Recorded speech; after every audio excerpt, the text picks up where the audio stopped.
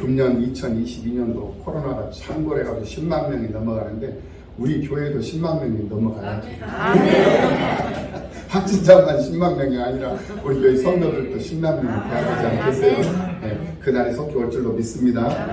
그 역사 속 주인공이 바로 여러분들인 줄로 믿습니다. 주인공이 되시려면 그만큼 기도를 많이 해야 되고 또 그만큼 헌신과 수고가 뒤따라야 된다는 거 여러분들 다 인정하시죠? 기도 많이 하시고 수고하시고 헌신하시고 그렇게 해서 많은 사람들 데리고 와 천국잔치에 함께 기쁨을 나눌 수 있는 그런 여러분들이 다 되시기를 예수님의 이름으로 축복합니다. 오늘은 이 누가복음 이제 오늘 보면 28절에서 너희와 너희 자녀를 위하여 울라라고 말씀하신 이 말씀을 생각하면서 함께 은혜를 나누도록 하겠습니다. 세상은 다양한 사람들이 살고 있습니다.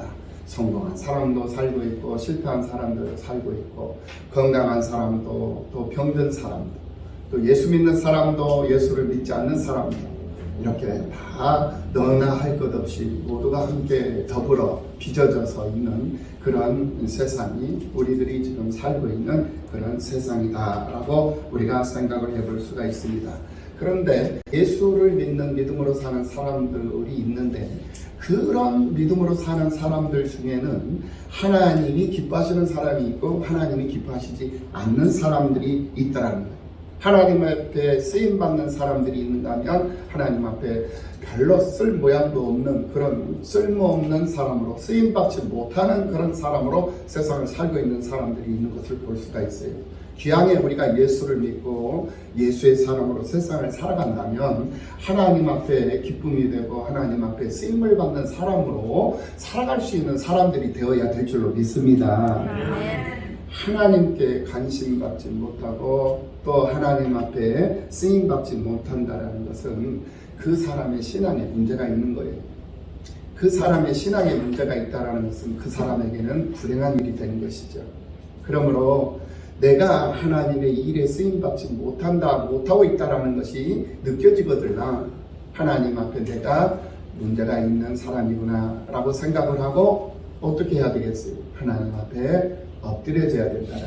하나님 앞에 회개하고 자신을 돌아보고 자신을 하나님의 말씀에 비춰서 점검하고 그래서 무엇이 내가 부족한가, 내가 겸손하지 못한 것이 무엇이고 내가 목사님을 가까이 하지 못한 것이 무엇이고 내가 교회를 돌아보지 못한 것이 무엇인가, 내가 신앙생활 하는데 11조 생활은 잘하고 있으며 주일 성수는 잘하고 있는가, 내가 전도 생활은 잘하고 있는가, 감사하지 못한 것은 무엇이 있는가, 이런 자신의 신앙 상태를 되돌아보고 점검해 볼 수 있는 그런 계기가 주어져야 된다는, 그래야만이 자기 성찰이 오는 것이고 자기 반성이 오고 그것을 통해서 하나님 앞에 쓰임받는 사람으로 이렇게 전환이 될 수 있는 계기를 만들어낼 수 있는 거예요.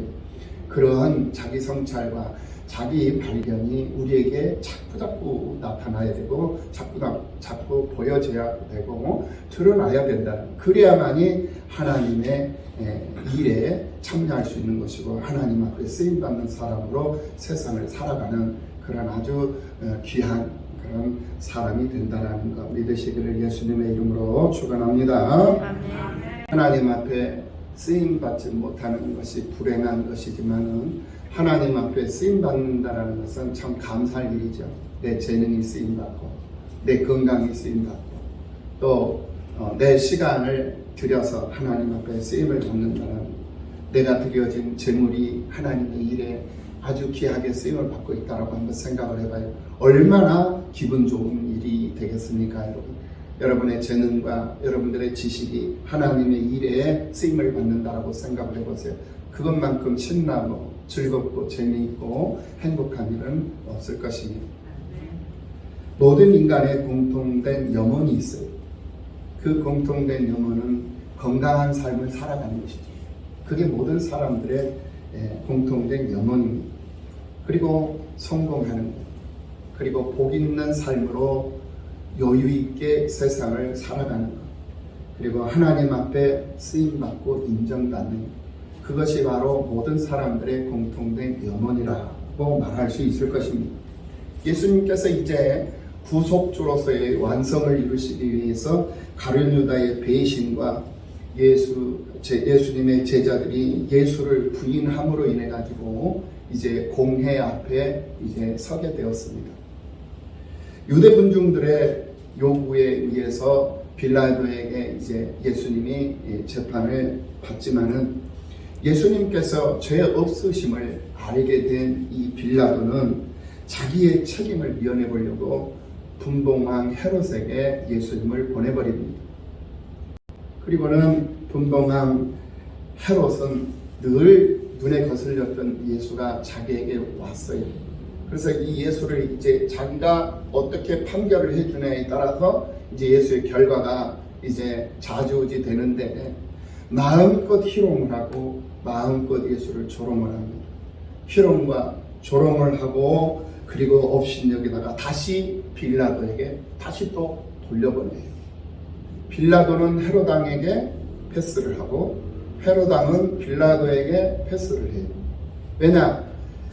까딱 잘못하면 밀란이 일어날 수도 있고 까딱 잘못하면 역사 속에서 자기가 죄인이 될 수도 있다는 사실을 알기 때문에 서로 이렇게 미루게 된 것이었어요.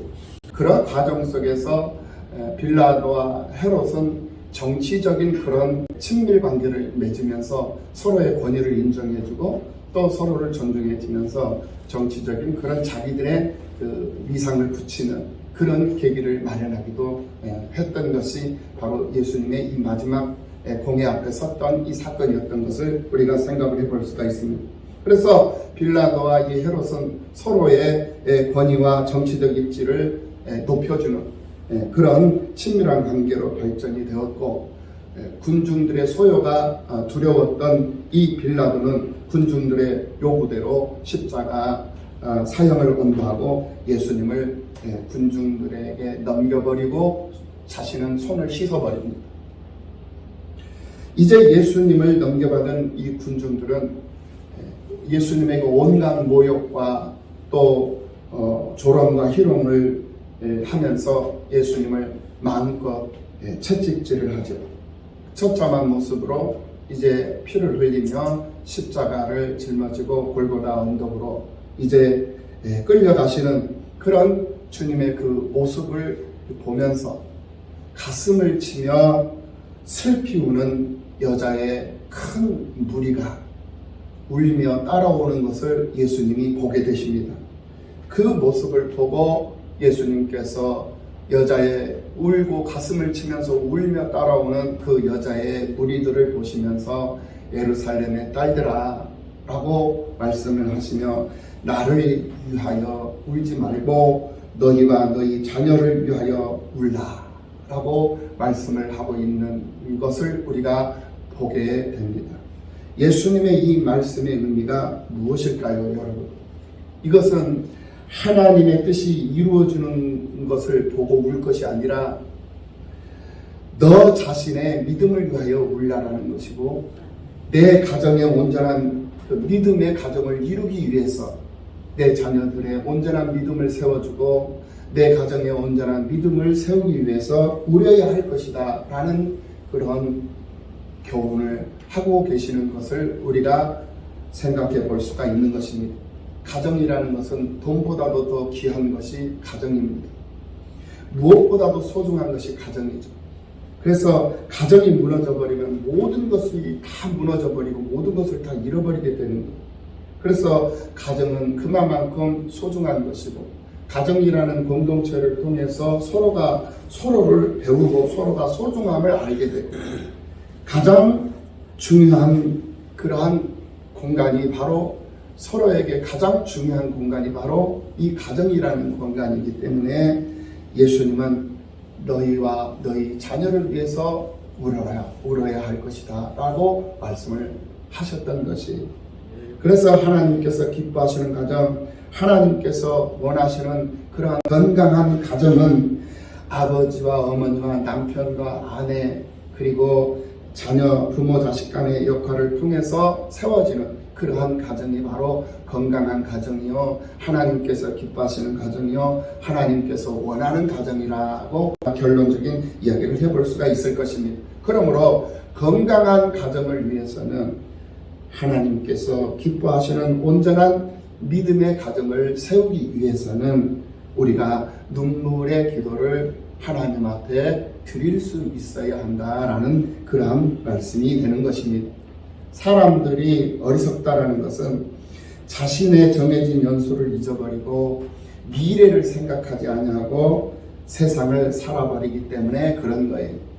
시편 90편 1절 말씀을 보면은 우리의 연수가 70이요 강건하면 80이라도 그 연수의 자랑은 수고와 슬픔뿐이요 신속히 가니 우리가 날아가나이다 라고 말씀하시는 것을 볼 수가 있습니다.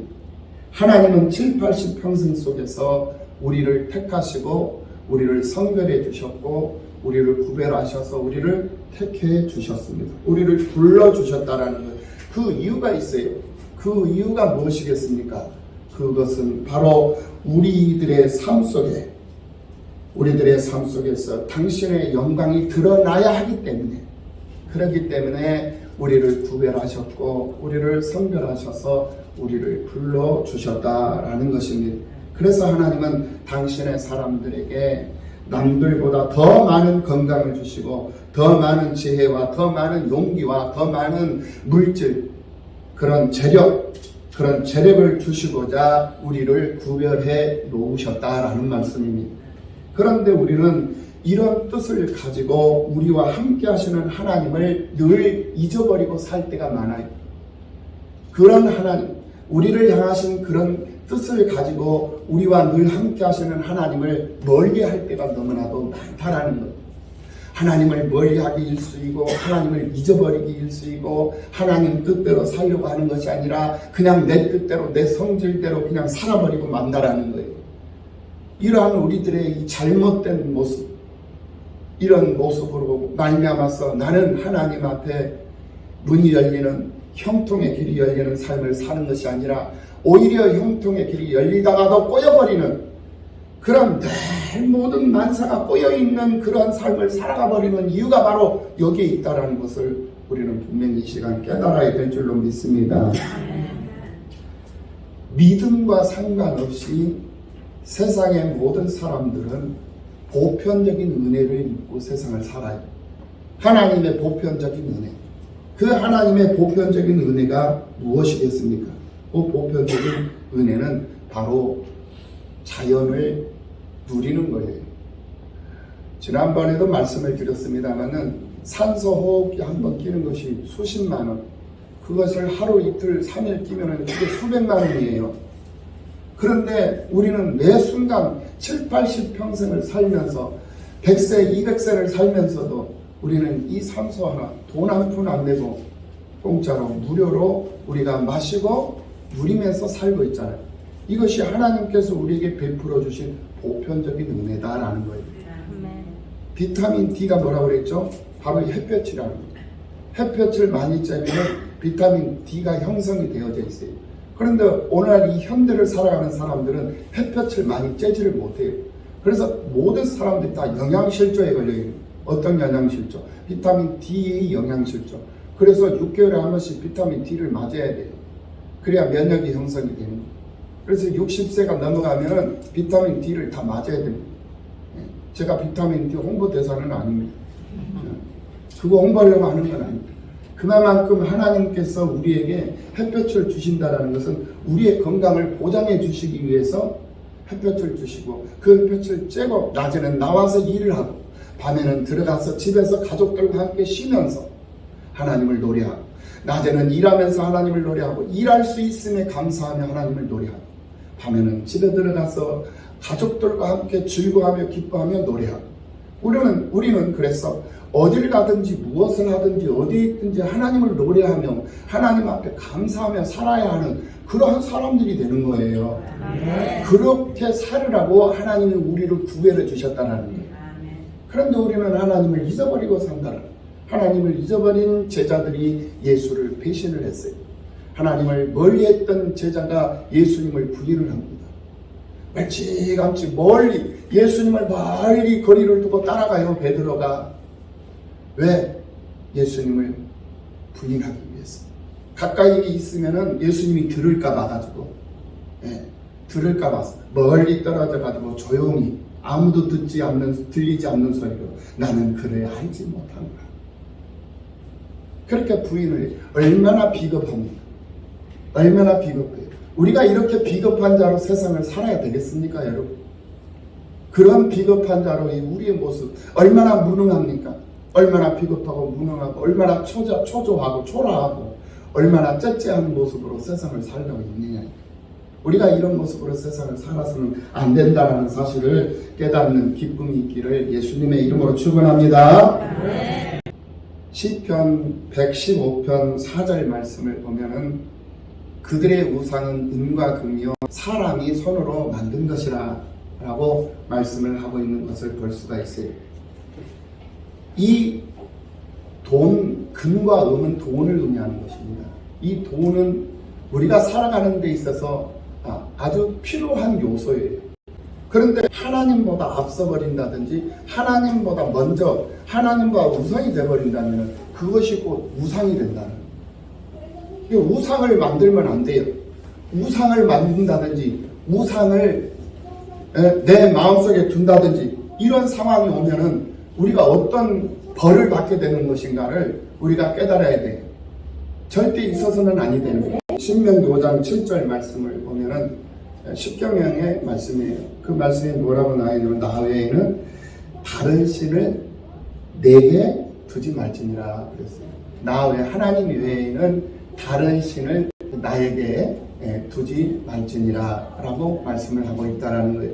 그러니까 다른 신을 둔다라는 것은 물질을 숭배하고 물질의 마음을 빼앗기는 것, 그것이 바로 다른 신을 두는 거예요. 네. 그래서 나 외에 다른 신을 내게 두지 말지니라. 하나님을 미워하는 자의 죄를 하나님이 갚으신다는 거예요.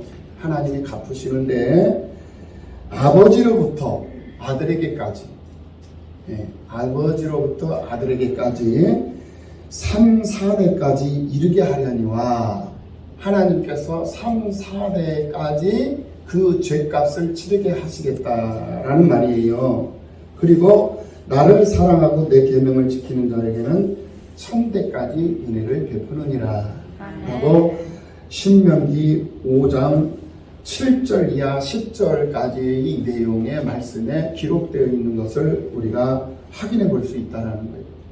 그러니까 하나님의 말씀 지키기 위해서 힘쓰고 애쓰고 말씀대로 살려고 힘쓰고 애쓰면서 하나님을 사랑하며 하나님을 가까이 하는 사람은 그 후손 1000대까지 하나님이 은혜를 베풀어 주실 것이다 라는 말이에요.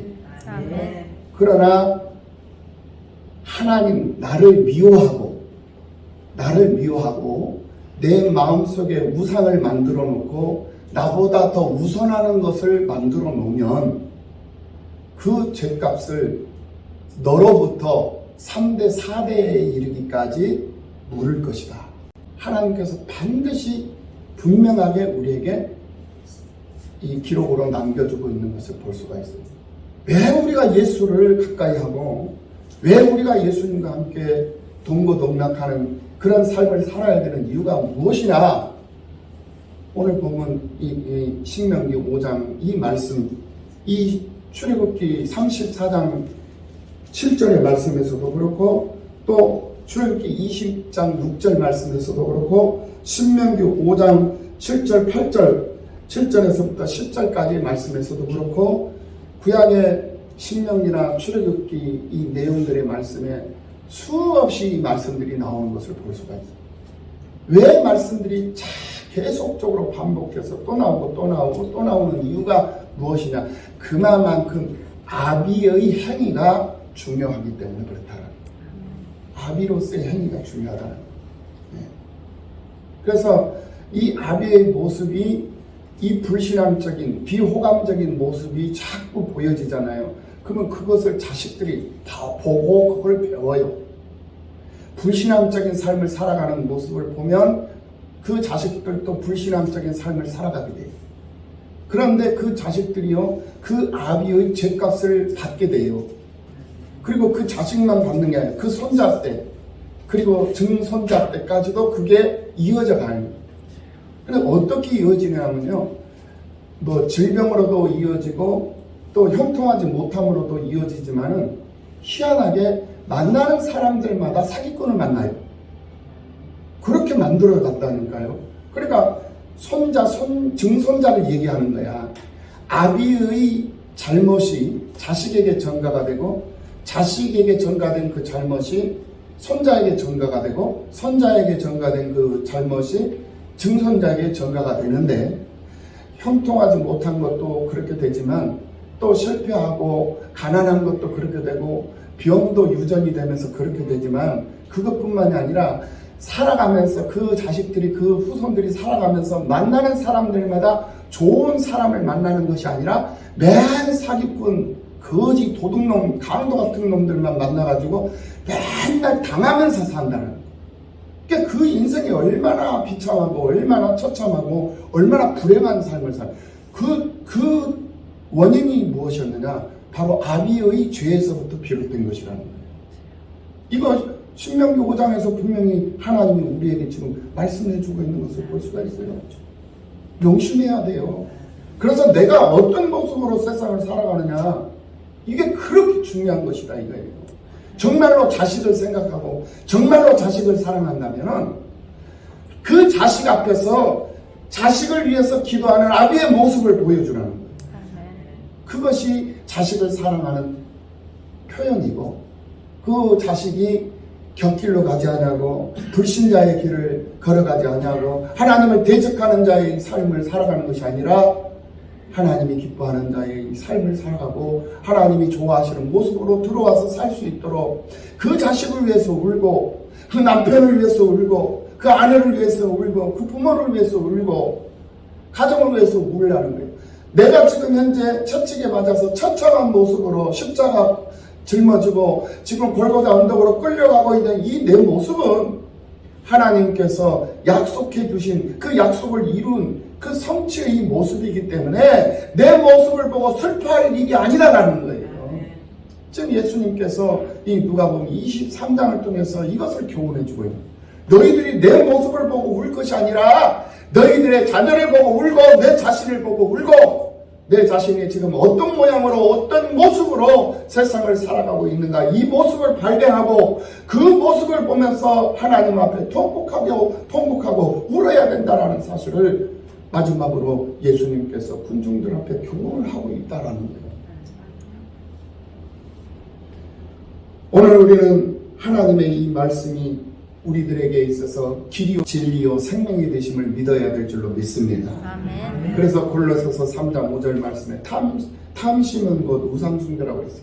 돈을 탐하지 말고, 남의 것을 탐하지 말고, 내 신앙 내가 지키고 하나님께서 내게 베풀어 주신 은혜, 내게 베풀어 주신 신앙, 그 어떤 환경적 조건 속에서도 그거 저버리고 그거 잃어버리고 그거 빼앗기고 살려고 하지 말라는 거예요. 그거 빼앗기면 안 된다는, 그거 끝까지 고수하고 끝까지 붙잡고 세상 살으라는 거예요. 그리하면은 내 삶이 형통이 되고 내 삶만 형통되는 것이 아니라 내가 가는 곳마다 만나는 사람들마다 그 사람들까지도 형통하게 하고 그 사람들까지도 복 있는 사람으로 변화시키고 만들어버린다라는 거예요. 아멘. 여러분 부자 되면 좋겠죠?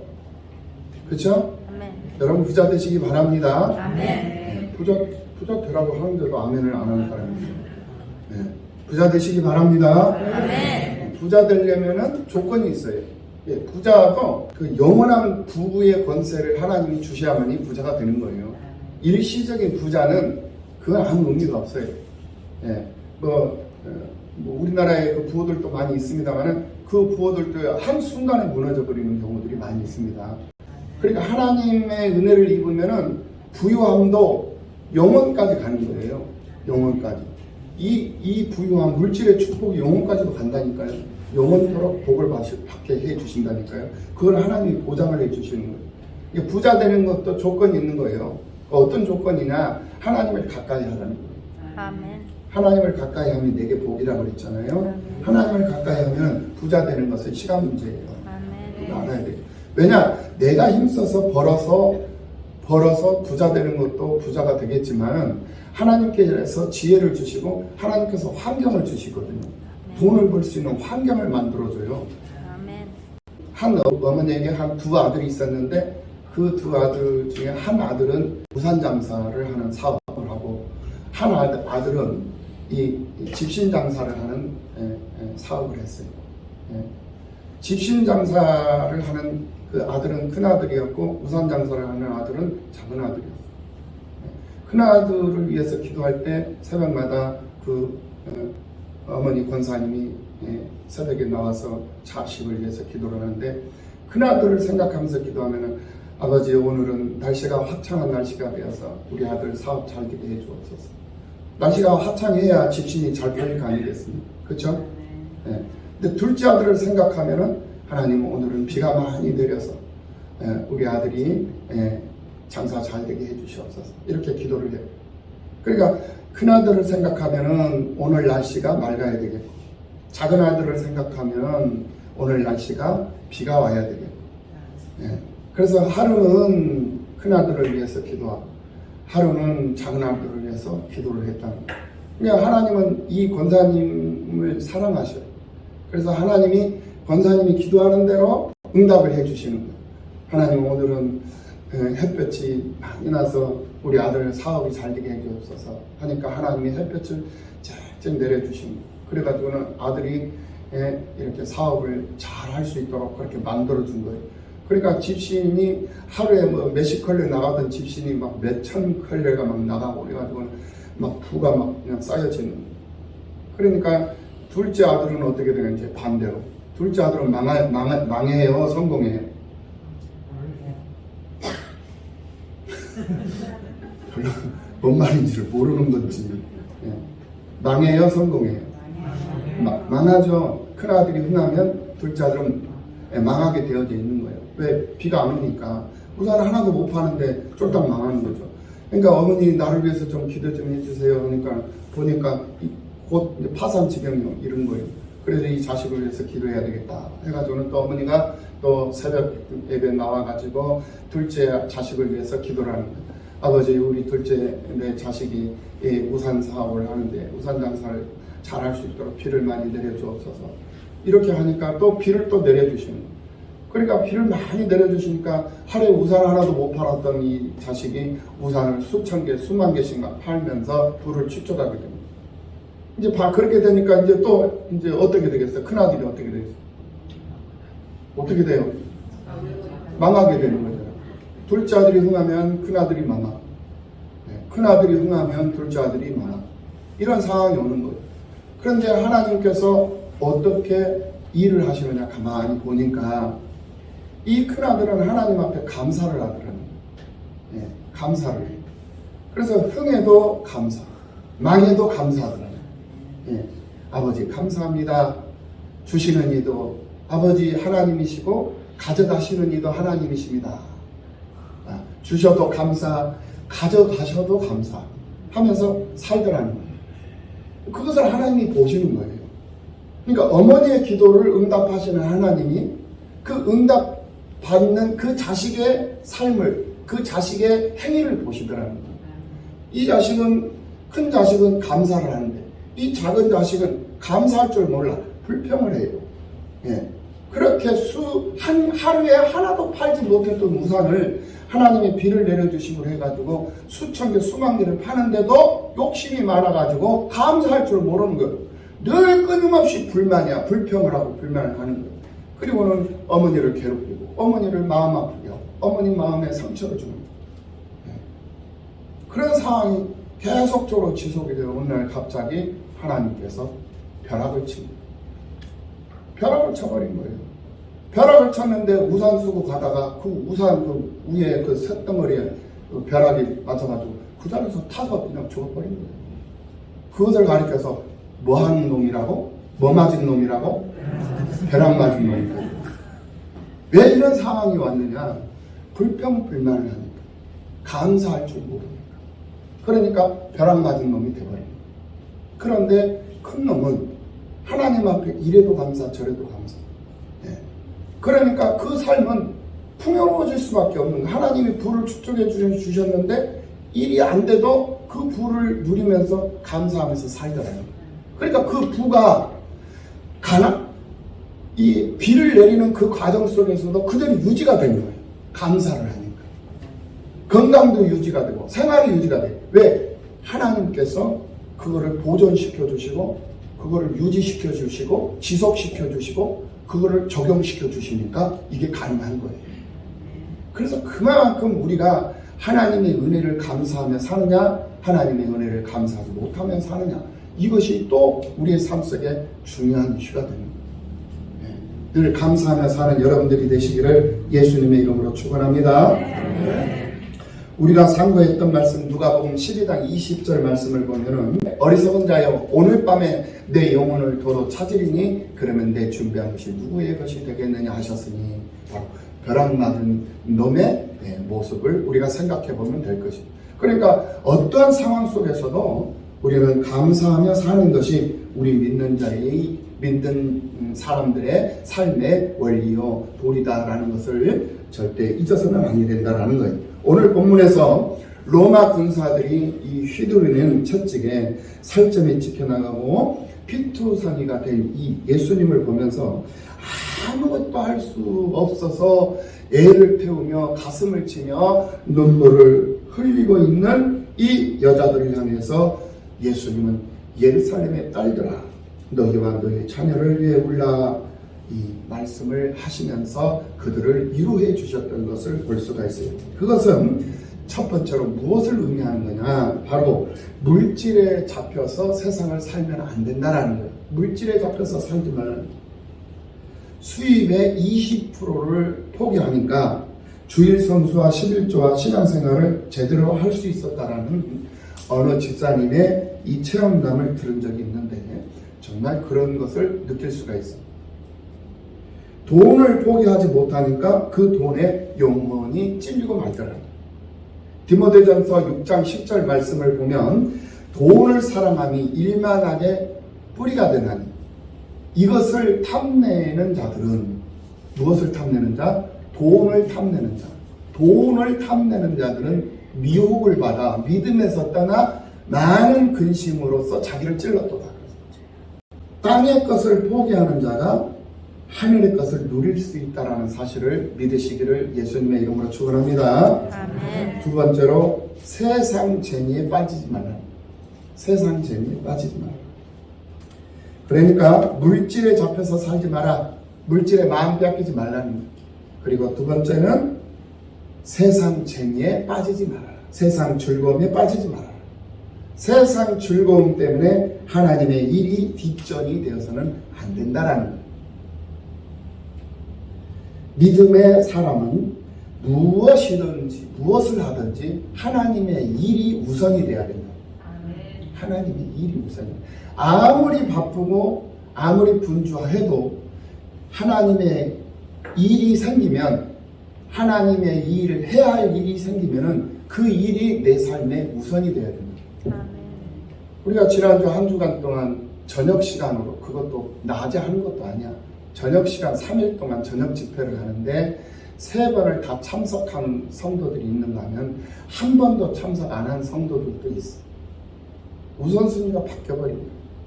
아직도 우선순위를 모르는 사람들이 있어. 물론 요즘에 오미크론 상태가 안 좋다 보니까 건강 상태가 안 좋은 사람들은 자제를 하는 줄로 알고 있어요. 그렇지 않은 사람들이 그렇다. 다른 말도 아니에요. 우리 나눔과 성경교회 13년 차, 지금 만 12년이 넘었는데 처음으로 하나님 앞에 축복 성회를 했던 이 성회예요. 근데 한 번도 참석을 안 했다니 이거는 우리 나눔과 성경교회 교인이 아니라는 거예요. 다른 교회 성도들도 와서 은혜를 받고 다른 교회 목사님도 저 포천에서도 오고 저 양주에서도 오고 저기 광주에서도 오고 전라도 광주 말고 여기 경기도 광주 이 먼 데서도 수원에서도 오고 원근 각처에서 다 이렇게 마음을 같이 하시는 분들이 오셔서 집회 참석하고 함께 은혜를 나누고 함께 우리 교회를 위해서 으쌰으쌰 기도해주고 이렇게 했는데 정작 주인이라고 하는 교회 성도들은 그 자리에 없다라는 거예요. 우리 반성해야 돼요. 물론 3일 중에 하루 다녀가신 분도 있고 이틀 다녀가시는 분들도 있고 하는데 이 집 주인이라면 주인의식을 가지고 있다면 아무리 바쁜 시간 낮에는 일을 하니까 일을 하는 시간 그 시간 피했잖아요. 저녁에는 아무리 피곤하고 그래도 그날만큼은 특별한 날이잖아요. 하나님의 일이잖아요. 와서 함께 하고 1시간 2시간 함께 즐거워하고 기뻐하고 기도하고 그렇게 가서 맨날 있는 것도 아니고 1년에 12년 만에 한 번 있었던 일인데 그거 한 번 참석 못하고 참석 안 하고 그냥 지나가버리면 이게 하나님 앞에 부끄러운 거예요. 한 해를 시작하는 시점에서 이런 기회를 잃어버렸다는 것은 정말 하나님 앞에 회개해야 할 제목이 되는 거예요. 반성하시고 회개해서 그 대가를 회복하기 위해서 전도를 많이 하면 될 것 같아요. 전도 많이 하면 됩니다. 그 벌금으로 벌칙으로 1명 이상은 꼭 전도해서 2022년도는 그 믿음이 회복이 되는 역사가 있기를 예수님의 이름으로 축복합니다. 그래서 내년에도 2023년도에도 1월달에 신년 축복으로 대성회를 또 저녁 시간으로만 이렇게 한 3일 정도 이렇게 또 이제 해보려고 생각을 해요. 너무 은혜로웠고 너무 좋았기 때문에 그렇습니다. 여러분들 그렇게 하시고 1년 동안 열심히 전도해서 빈자리 채우시고 벌칙으로 3일 동안 안 나오신 분들은 다 해당되는 거예요. 김정우 집사님 아셨죠? 최영태 집사님 아셨죠? 대답을 해 좀 아벨리가.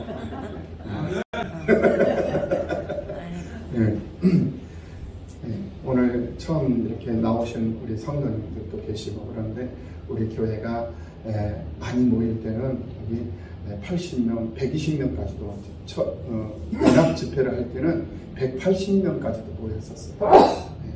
우리 교회가 그렇게 많이 이 공간이 모였던 교회. 의자가 없어가지고 이 앉은 데 의자를 안쪽으로 다 놓고 계단까지 이렇게 문 열어놓고 예배드리고 그랬어요. 그런 경우도 있었어요. 얼마든지 가능해. 그러니까 더도 말고 한 100명 정도만 다 채워지면은 우리 교회가 일할 수 있는 교회가 돼요.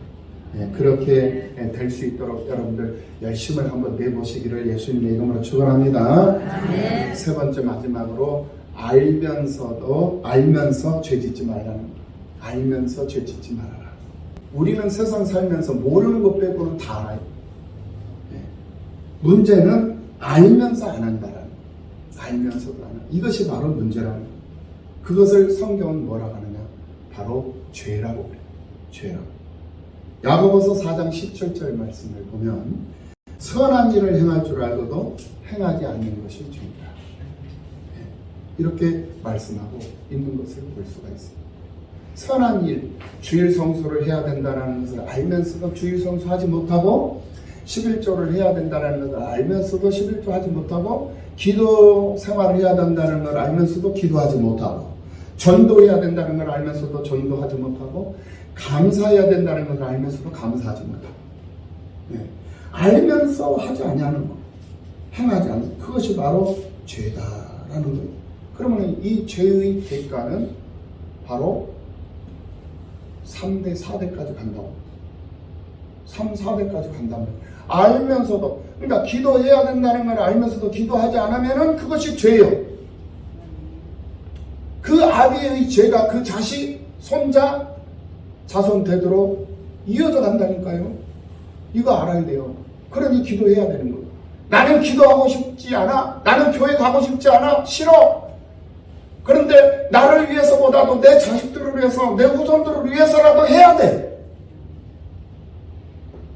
아멘 좀 해봐. 네. 타이밍을 놓쳐버려.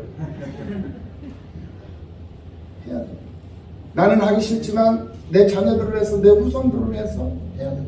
내 가족을 위해서, 내 집안을 위해서 해야 된다. 네. 가정은 하나님께서 주신 선물입니다. 아멘. 아멘. 그러므로 자신과 가정의 구원을 위해서 끊임없이 통곡의 눈물을 하나님 앞에 드릴 수 있는 그 아비가 하나님이 기뻐하는 아비요, 그 자식이 하나님이 기뻐하는 자식이요.